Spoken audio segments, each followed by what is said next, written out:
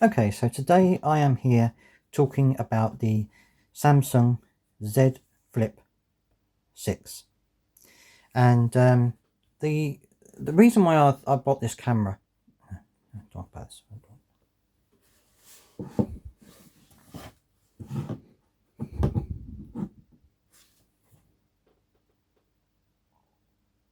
Hi, today I am talking about the Galaxy Z Flip 6. Now, I got this phone 3 months ago and I thought that I would have a look at it and see how it was. And today I'm going to do a video to show you some of the good points, some of the bad points, and in the end, what I'm going to do with this phone. So I've been looking to get this phone for a while now, practically since they first came out. But there was a couple of things that worried me about them that I wanted to make sure wasn't going to happen. First of all, the screen. I was worried about the screen because obviously these are folding screens and they can be damaged a lot easier than screens on other phones. So that was one of my big problems. And my other worries was the hinge. I wasn't sure how strong this hinge was going to be. So that was another thing that worried me. The durability of the actual thing itself. So those were the two reasons why I left it until the 6th version of the Z Flip, because I wanted to make sure they'd ironed out a lot of the bugs along the way. And I think that they have. And I'm going to go through some of the good points, some of the bad points, and then I'm going to show you, I'm going to tell you what I'm going to do at the very end. So don't forget to stick around. Don't forget to subscribe. Do so to make sure that you get all the notifications of new videos that I make. And let's get on to it. So what did I like about this phone? One of the things I liked about it was the small form factor. I mean, it's it's thicker than a normal mobile phone is, but the size of it, this can fit into a pocket very easily. I used to put it in my pocket. I wasn't worried about it falling out as I have been with some phones. If you've got shallow pockets, then your phone can be sticking out and things like that. It feels good in the hand. It's easy to hold. It's just, I find the form factor really good. It's one of the main selling points for me when I was thinking about getting it. Also, I love the retro fact that it's a folding flip phone. But anyway, so yeah, form factor wise, this is really good. It's nice in the hands, nice size, and so I did like that part of it really well. The second thing I liked about it was the outside screen. That's another thing that I liked about it, the fact that it had this outside screen. Now, if you want to get the most out of this phone, then you have to download an app called GoodLocks, and that will give you the opportunity to add things to this phone and to this screen, in fact, that you don't normally get access to. So on here, for example, one of the things that I liked about it with using GoodLocks was that I had access to widgets on the front screen that you don't normally get hold of. There are some widgets available by default, but not all of them are available, and I found that by using the launcher for GoodLocks, I was able to access more widgets that I was able to get hold of. So for example, if I had on my to-do list, if I had written a couple of things for shopping, so say for example eggs and butter, and then I close that down, obviously that will go into my to-do list. Now normally I would have to open my phone up if I was shopping, look at the to-do list and stuff like that, but if you've got the GoodLocks app, you can go onto your front screen here.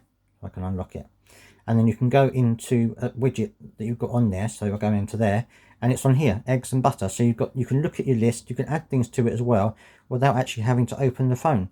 So that was one of the things that I liked about it. So if you're going to have one of these phones, I would definitely get GoodLocks. It's made by Samsung, so they they know how it works. And one of the things was that the buttons at the top are a little bit unresponsive, but I think that's because I've got a case on it. But yeah, so that's another thing that I liked about it, was the versatility of the front screen as well. And another thing that I liked about it was the fact that it's got a slightly longer screen than you'd get on a regular phone. It's slightly longer than you'd normally get, and it just gives you a bit more space to work and to add widgets and things like this. So overall, I thought this was actually a good phone. I enjoyed using it. I enjoyed having it in my pocket, and it was good to have something so small but yet so functional. But now I'm going to come on to the things that I didn't quite like about it, and both of them unfortunately are to do with this main screen. First of all is, and I think you can see that there, the fold. You can see the fold just there. I mean, it's not as noticeable as the older versions would have been. Yeah, they have managed to smooth it out a lot, but you do still get a bit of a fold there. And that's one of the things I wasn't too sure about. I didn't quite like the feel of that when I was going through widgets and using things like that. And I did find that that there were times when I noticed it when I was reading something. I could see the dent there, and it was a little bit distracting at times. So that's one of the things I wasn't sure about. The second thing is that, as I said, I've had this phone for 3 months, and after 4 weeks, this screen died completely. I got a clicking sound when I was opening and closing the phone, so I thought I'd take it in to get it checked out, and the day I took it in, the screen died completely, went completely black. And it was still working, the phone, because I could hear it with notifications and stuff, but the screen was completely unresponsive. So I had to take it into the shop to get it repaired, which they did do, but I got it back a week later, and it's been absolutely fine since then. But that was a concern for me. I was worried about it, and also the worry for me is the durability of the screen itself, the fact that it's so easy to scratch and to make gouges on it if you're not careful. And sometimes you don't always think about being careful. You want to put a phone in your pocket, you want to open it and carry it and use it without having to worry about scratching the screen and stuff like that. And obviously, although Samsung does have their own screen protector on here, you can't put one on here yourself. So that was another reason why I was a little bit concerned about it and a bit worried about the whole situation itself. So those are some of the good things and the bad things. Battery life was actually really good. I did like the battery life. This can actually get through a whole day on one charge, even with normal use, and doesn't have to go into power reserve mode or anything like that, or power down mode, anything like that. It can get through the whole day without any problems whatsoever. And that was a good thing for me. I don't think any of my smartphones I've had before, and I've had quite a few Samsungs in the past, none of them have got to the whole day without me having to at least top it up at one point. But this has, which I was really pleased about. So that was another good point for me. But in all, my final thoughts on it is that even though I've been using this as my daily camera, my daily phone, I should say, for 3 months, I'm thinking very strongly that I'm gonna trade it in for something else, because it's just the worry that I have about the internal screen. That's my main problem, the worry about the internal screen, because because it is so delicate, because there's potential for it to go wrong. I've heard a lot of people say that their flips have gone wrong within the first month. So for that reason, and because I want to have a phone that I can not chuck around, but one that I can use without worrying about scratching the screen and stuff. So that's my thoughts on this phone anyway. Let me know what you think down in the comment section, if you've got one of these, or if you're planning to get one of these, what you think about it.